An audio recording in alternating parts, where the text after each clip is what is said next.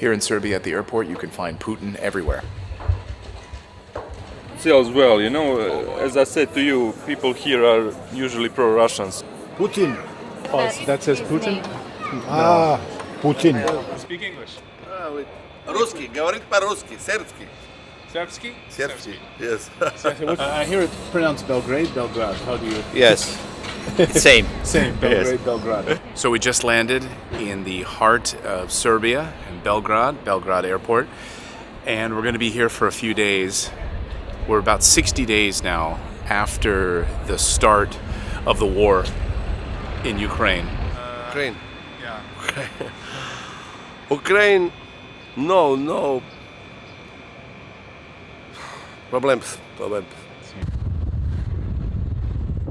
Ali ja ih odvezem i odmah se vraćam, ne zadržavam se, samo se okrenem. Okay, checking into our hotel here in the center of Belgrade. Gotta get some lunch soon. Gotta find some grub.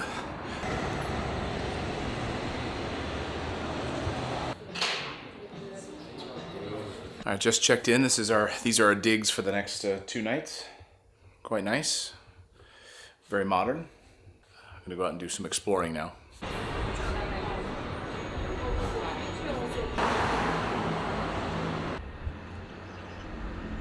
So Serbia is in an interesting position right now, both wanting EU membership, which they filed for in 2014, and they've been on that ascension plan since 2014, and they're sort of caught in this weird moment right now where it's almost as if they don't really want EU membership, and they almost prefer right now to be in the middle. And it's actually doing quite well for Serbia. Actually, this country is really starting to thrive. You can drive around and see all kinds of construction happening here. So Serbia is at an interesting moment right now, both trying to balance its desire to be a part of the EU, but also its desire to be a friend to Russia. So just walking around the middle of Belgrade this afternoon, it's quite warm. It's 24 degrees Celsius, and it is, again, about 60 days after the start of the war. So we are at the beginning of May in 2022, and quite hot, quite hot. But it's absolutely beautiful, a lot of pollen in the air.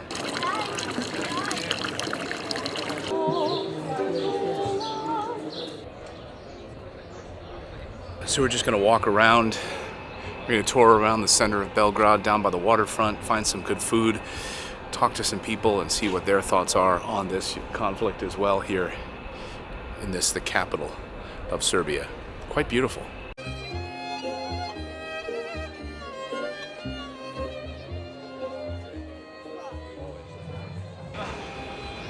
How long have you lived here?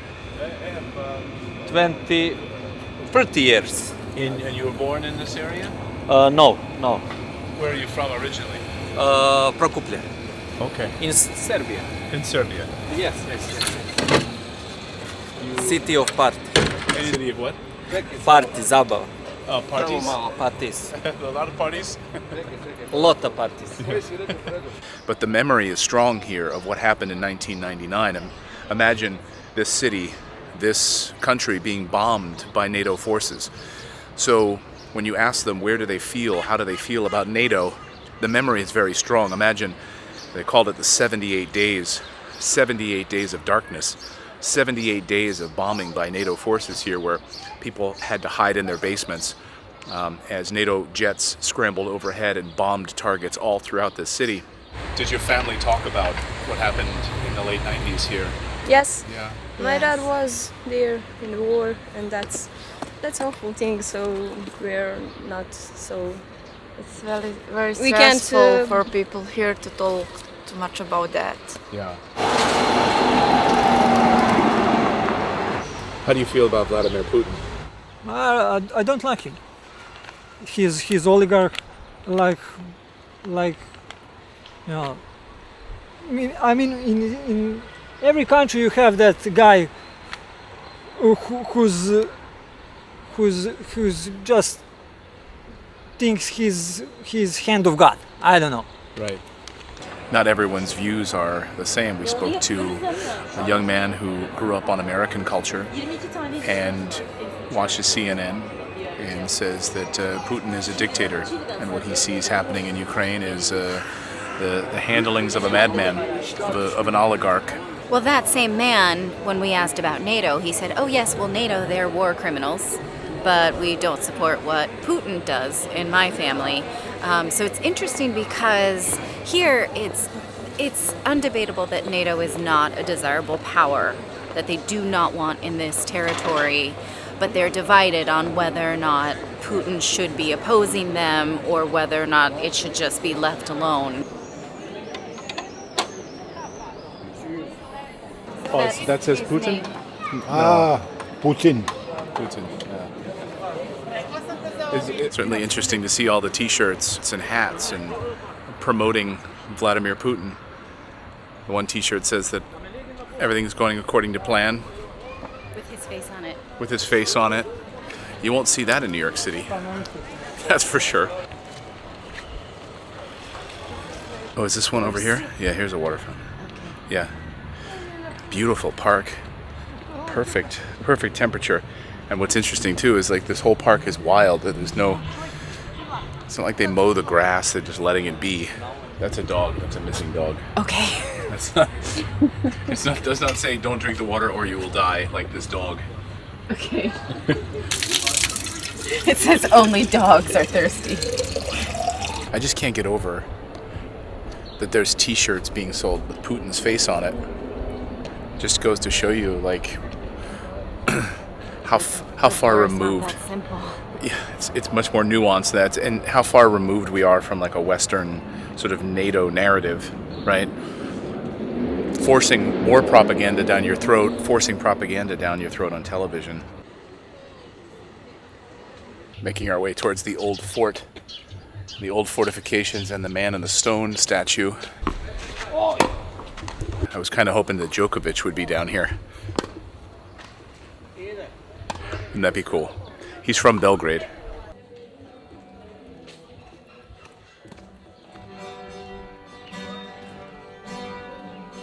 It seems kind of fitting that we're here talking about war. We're here talking about what's happening in Ukraine right now. And there's this like graveyard of tanks of like wars gone by that serve no one and get us nowhere. I mean, in fact, this whole fortress was mainly used to keep out the Ottomans, stand against the Ottoman Empire as really to fortify this entire city of Belgrade.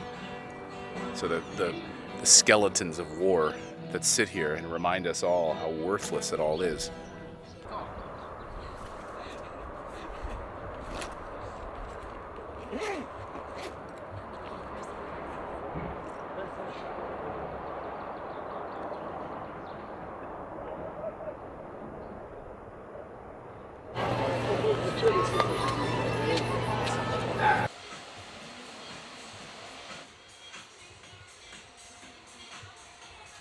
We are here at an interesting time in Belgrade. Today, of course, marks the anniversary of the victory by the Russian army over Nazi Germany. So there's lots of parades and celebrations here in both Belgrade and in cities south. Interestingly, here at the parade in Belgrade, you would see marchers carrying the Z insignia for the Russian army, pictures of Vladimir Putin, and the celebration parade started at the Cemetery of Liberators in Belgrade, which the cemetery has a lot of Russian Red Army soldiers buried here during the liberation of the city against Nazi Germany. So the memory is very strong. A lot of people during these marches carrying pictures of deceased family members who died during World War II. Well, actually in Serbia our people are usually pro-Russian, you know, because of the past. But most of the people want just to war to be end, you know, because we hear our experience with the war, especially with the 1999 aggression on Serbia. So we know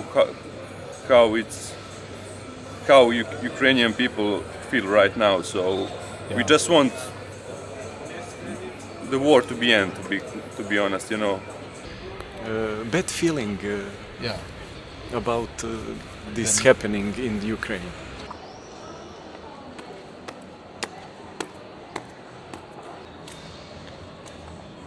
They are just weary of war. They know all too well what war does to a country, and the memory of what happened in 1999 is still fresh in their minds. This is a war-weary country.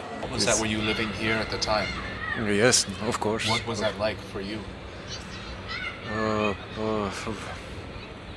Bad feeling, and my daughters is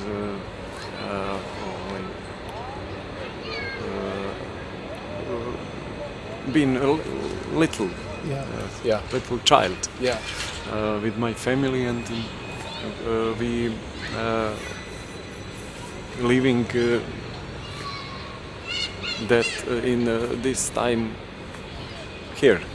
Did you have to go into a basement to hide during attack? Yes. Yes, yes. And this is a story I've been hearing over and over. They remember what NATO did to them in 1999. Imagine being a young father with young children, and jets are scrambling overhead and attacking your city, where you're forced to hide in basements. And then I see in this park here these little children, these little Serbian children that have no memory of that, and they're here playing.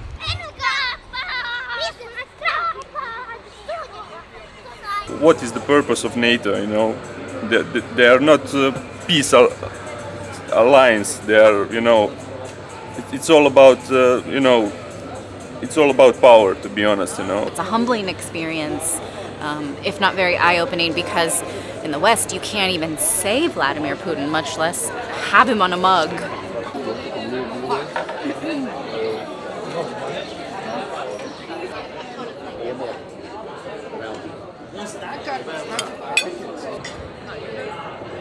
That was a lovely meal, quite delicious.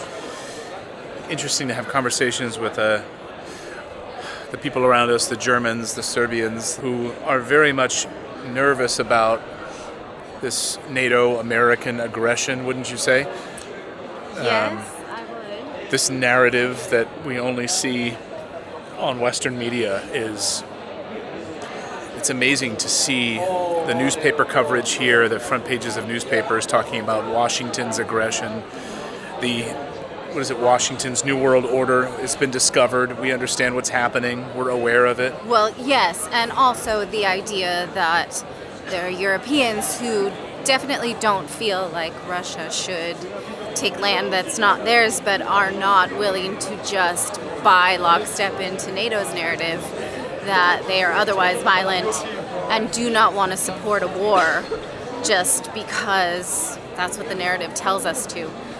So it's interesting because we're sort of browbeaten in the West that, like, you can't say Putin, you can't say anything against Zelensky, you can't be for anything other than what you're told to be, and then to be in a place where it is allowed to feel the exact opposite.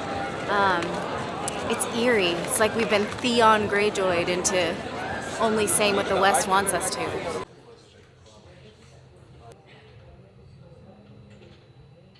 Well, that's it. That's our trip to Serbia. It's been eventful, incredibly informative, and I just want to say thank you to the kind people of Serbia for welcoming us to your country. You are very, very kind, and I cannot wait to come back.